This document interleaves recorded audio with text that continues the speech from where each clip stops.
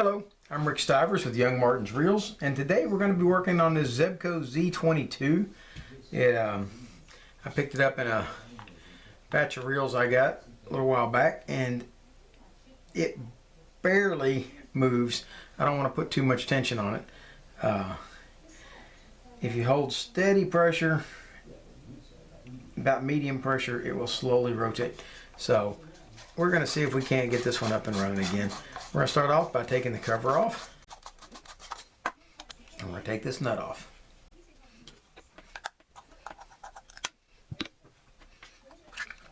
With that off, look at there, all the rest of this comes out. This is a pretty simple reel we got today, folks. Alright, we've got a C-clip over here. We're going to pop that off. Okay. Now hopefully we can get the spool to move. There we go. Comes the spool off. Okay, the spool is splined. Got these two lines here, and they're going to fit back onto those lines. So this is not a spool that will rotate, and that means that this reel does not have a drag. Okay. So now we've got to get this out, which shouldn't be that big of a problem. I'm not sure which is the problem, whether it be, well, this is stuck and that's stuck. So we're going to grab hold of the axle shaft and see if we can't.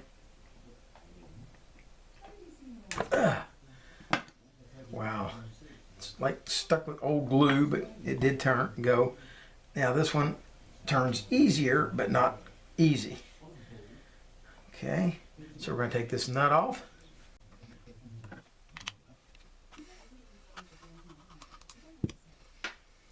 Take the handle off, and we're going to push on this and see if we can't get it to slide out. There we go. And notice that the anti-reverse just fell out, and we're going to keep track of how that goes in there. There it comes. Okay, and that's about as simple as you'd want one to be. That's not moving on the shaft, so we got to get that broke free. I have to get it broke free here and there. Probably the easy way to do that would be to slide it in from this end, and then there we go.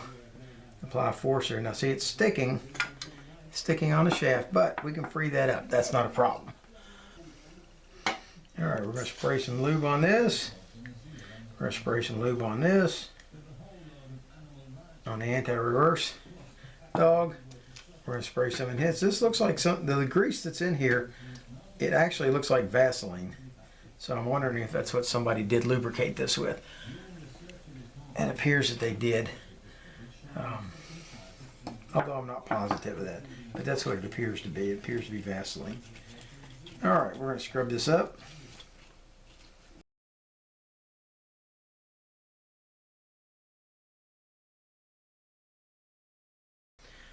Okay, that's got the basic body cleaned up. Let's see if we can't clean these pieces up.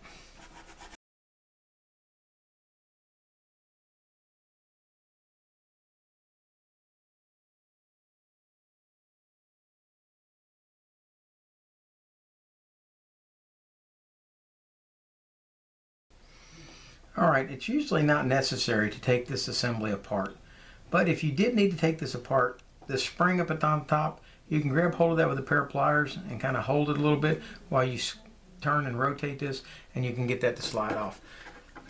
There's no need to do it on this one. We've managed to get it freed up. What we are going to do is we're going to put some oil on the shaft. Put a little oil on this part of the shaft. We're going to slip it in from the front side so that we can get easy access to it and operate it several times and make sure it's going to free flow. And it does. Alright. Now the axle shaft spins freely in the housing. The housing's clean. The shaft is clean. That part's done. Now we're going to move over to the main gear. We're going to clean it off. It's got some corrosion right here. We're going to want to remove that. Okay, I found the easy way to do that would be take a pair of pliers and some steel wool and grab hold of it and then rotate it. Move it in and out a little bit. Okay. Now there's a little bit of darkness left, but all the roughness is gone. Let's go ahead and do the rest of the shaft that way. Okay, once we've got the shaft clean, we'll check the teeth on the gear. We have one here that might be a little questionable. Let's see if it's just dirt. It is. It's just dirt in it. Okay. Take the gear and look at it from the face side, and then rotate it sideways and look at it from the other direction, and make sure that all the teeth on your gear are still nice and pointed. And in this case they are. I'm going to put a little bit of oil on this shaft, slide it back into the housing, verify that it spins freely, which it does, and then we're going to pop that back out. Okay, so we have both of these shafts and this part cleaned. Now we're going to clean this anti-reverse cog or pawl. There we go. Okay, your anti-reverse pawl is going to fit in like this, like that. That puts the long, skinny, sharp one in the front, or at the top. Yep. Let's put it back in.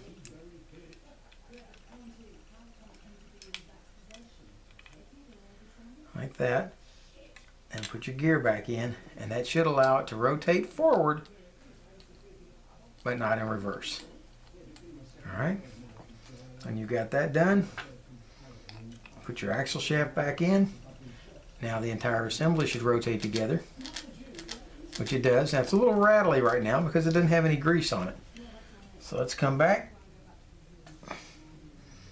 and let's put some grease on the gear teeth.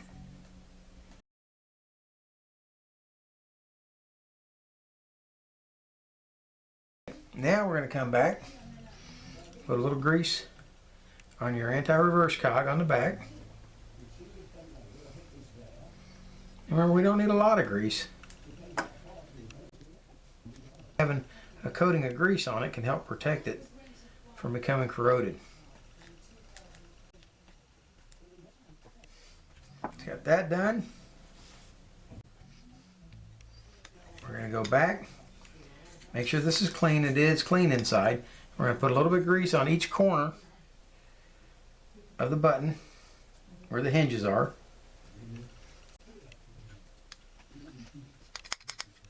And slide this assembly back into the housing. Like so.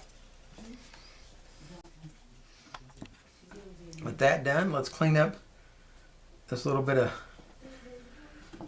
dirt and grime on the handle.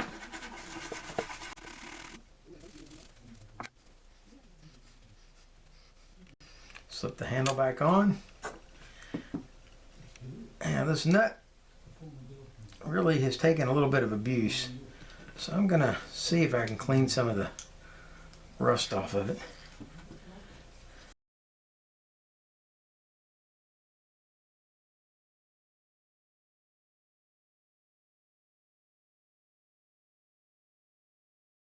Now, this spool, I'm assuming, was made for multiple different Zebco products because it's got the clicker on the bottom for a drag, but there is no drag into this one. So we're going to slip it back on. Matter of fact, I'm going to go ahead and strip all the line off of this first.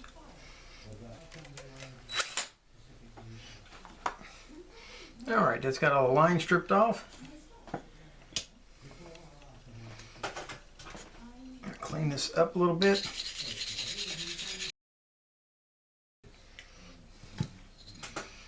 All right. Nope, got it upside down. All right, put a little bit of grease on the inside.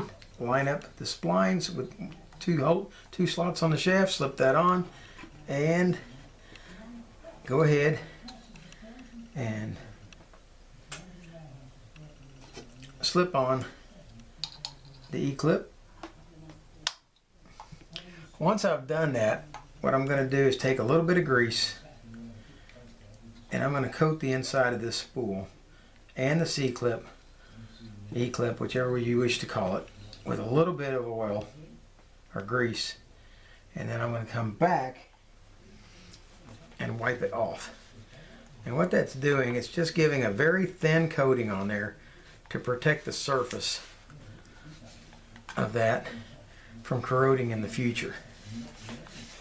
Alright, now we'll take the spinner head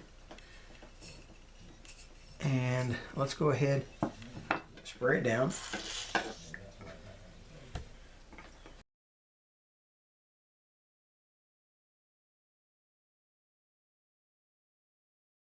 Notice this doesn't want to function properly. So we're going to spray it down with some WD-40, see if we can get it freed up. Alright. Now see, now it's freed up and moving. We'll wipe it back off one more time. But we don't want to use WD-40 as the main lubricant for that because long term it won't hold up. So we're going to add a drop of fishing reel grease or oil in there. And that should keep that working just fine. With the flat side of the shaft, slip that on. There we go. Put the nut back on. Be the yellow one.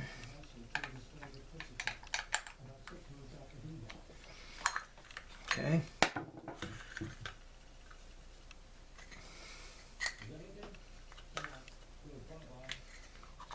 This particular one does not like having the button pushed while you're trying to hold it in place. So, oh, we got a little bit of wiping out to do in here.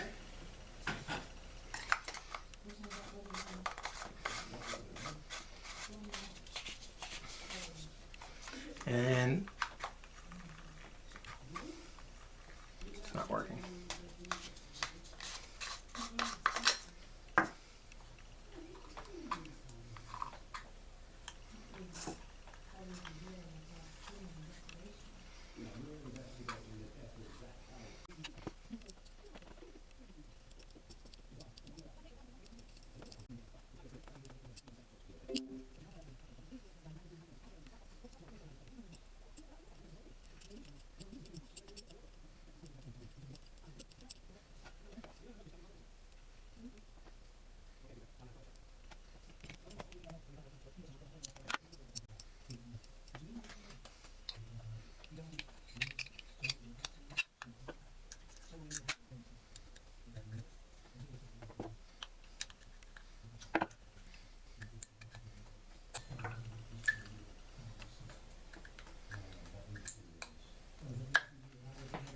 All right, let's pop back into this for a second and explain what it was that was causing the problem. When you take this off, if you take a look at this piece here, remember it was sticking before. What was happening is it was returning back to this position, but it wasn't coming all the way back. It was only coming to right there. Okay, and it was sticking. Even after I'd tried to clean and lubricate it, it still wasn't coming back all the way. So what I had to do was go back and remove the spring, take the spring out of there, and then clean this up inside, and then put it back. Now this piece doesn't come off. It was riveted in place. So I had to go in and work around that. But aside from that, it all worked.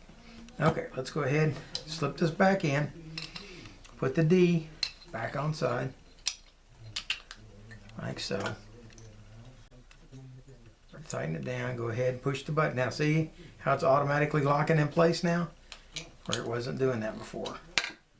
Alright. Slip this back in.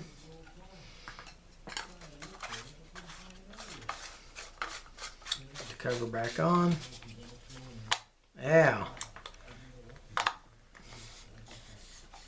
Now we have a perfectly functioning Zebco Z22 ready to put in somebody's hand and let them take it fishing. If you like this video, hit the like button. If you disliked it, then by all means hit the dislike button. I'm content either way. If you would like to see more videos like this, please subscribe. And in the meantime, this is Rick Stivers with YoungMartin'sReels signing out.